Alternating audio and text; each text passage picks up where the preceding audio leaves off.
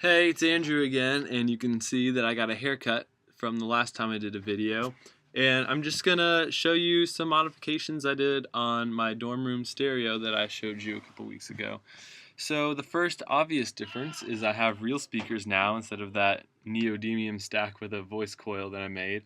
And these are just 3-inch project speakers, and we'll talk about why they're in a cup later.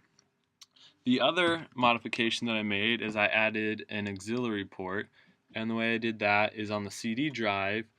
I found where there were 3 leads for the signal out, and I just cut these off of a cheap pair of headphones and soldered in the left, the right, and the ground. So the only catch with that is that I burnt a disc with silence on it, and I have to have the disc of silence playing so it knows to look for signal from the CD drive, and when it looks for the signal, it'll obviously see the auxiliary.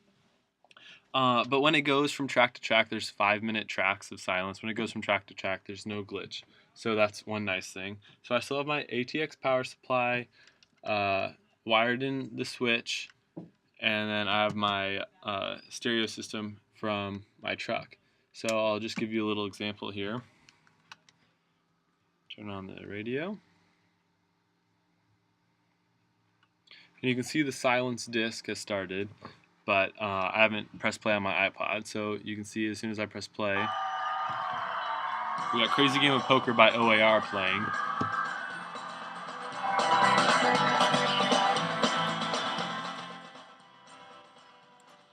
And in this stereo, there's a 4-channel 40-watt amplifier. So the 4 channels would be left, right, front, left, right, rear. For the speakers, the cup, this is a really easy way to port cheap project speakers. So what I did, I just have a little hole here and then lodged the speakers into the cup. And what that does is it enhances the bass tone. So I'll give you a little before and after so you can hear the difference. So here's before, listen to the bass.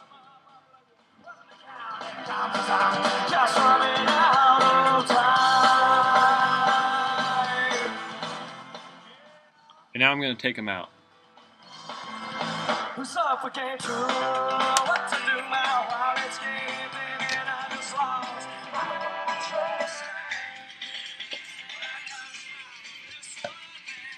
And you can see that it's really hard to hear those lower frequencies. That was a crazy game of poker. I lost it all. But someday I'll be back again, and I never fall. So it's not a big difference from the video recording, but in real life it's a very dramatic difference. So if I pause it on the CD player, that's just going to mute it because the signal's still coming from my iPod. But other than that, it's pretty functional. So that's what I have going on my dorm room stereo so far.